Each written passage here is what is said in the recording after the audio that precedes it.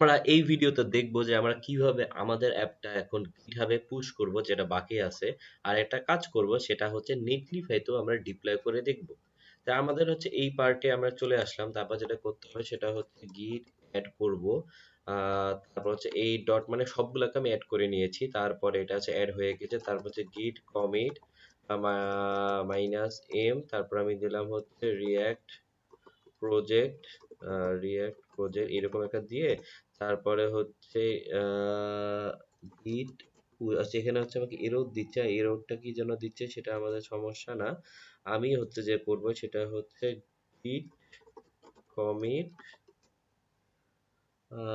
এটা হচ্ছে minus M did not, তার মাইনাস এম হচ্ছে সেকেন্ড যদি দেই তাহলে দেখি কি সমস্যা। আমি হয়তো কোনো স্পেলিং বা কোনো সিনট্যাক্সে ভুল করতেছি। আচ্ছা এটা হচ্ছে হয়ে গেছে।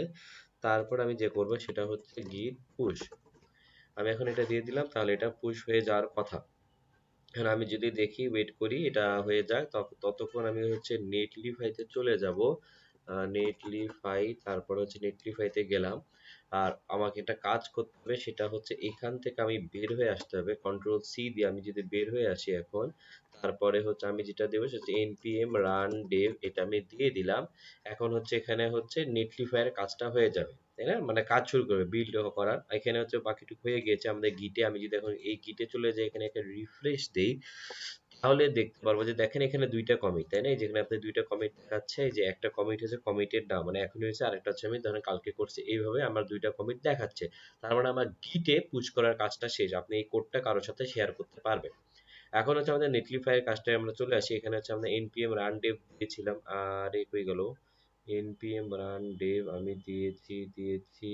উম, আচ্ছা আমি হচ্ছে এখানে npm রান ডেভ হবে না, আমি ভুলে দিয়ে দিচ্ছি। npm হচ্ছে রান বিল্ডের জন্য তো এইটা আমি ভুলে ওটা দিয়ে দিচ্ছিলাম। No problem. এখন হচ্ছে npm রান বিল্ড, সে বিল্ড হোক। আমাদের ফোল্ডারে আমি যদি চলে যাই সেটা হচ্ছে এফ ড্রাইভে হচ্ছে রিয়াক্ট ভিটে গিয়ে তারপর হচ্ছে বুক স্যাম্পল, এখানে হচ্ছে আমার ফোল্ডারটা চলে আসবে এই ডিসটা। সো এটা আগে শেষ হয়ে যাক, নাকি হয়ে গিয়েছে? ওকে মাশাআল্লাহ। তারপর হচ্ছে আমি যে করব সেটা হচ্ছে আমার ফাইল যেখানে আছে সেটা হচ্ছে নেটলিফাই যাব। নেটলিফাই, আচ্ছা তোমাকে আবার এইভাবে করতে হবে? এত সম্মান দরকার? আচ্ছা গিট হাবে আমি হচ্ছে সাইন ইন করতে হবে আবার। আমি এটা করে নিই। হ্যাঁ, আই গেস হয়ে গিয়েছে এখন। এখন যে কাজটা করবো সেটা হচ্ছে এখানে আপনি সাইটসে, যে সাইটসের আন্ডারে সেকেন্ড নাম্বার সাইটসে সেখানে গিয়ে হচ্ছে যে ব্রাউজ টু আপলোড, এখানে হচ্ছে আপলোড করার সুযোগটা দেবে। আমি এইটাকে টেনে এনে হচ্ছে আমি এখানে এখানে আমি হচ্ছে ফেলে দিব। তারপর হচ্ছে প্লিজ ডোন্ট রিফ্রেশ। আচ্ছা আমি রিফ্রেশ করবো না, ওয়েট করতেছি যে কি হয় কি হয়। সো স্টেপগুলো কিন্তু আসলে অনেক সহজ। আপনারা যারা হচ্ছে এইভাবে ভিডিও পোস্ট করতে চাবেন আপনাদের প্রজেক্টটা, এগেইন এই প্রজেক্টটা আরো অনেক চেঞ্জ করে তারপর হচ্ছে করার চেষ্টা করবেন, তাহলে হচ্ছে আরো ভালো হবে। এটা হচ্ছে আমি জানি না এখন আসবে কিনা, ওয়েট করি, না একটু সময় দিতে হবে।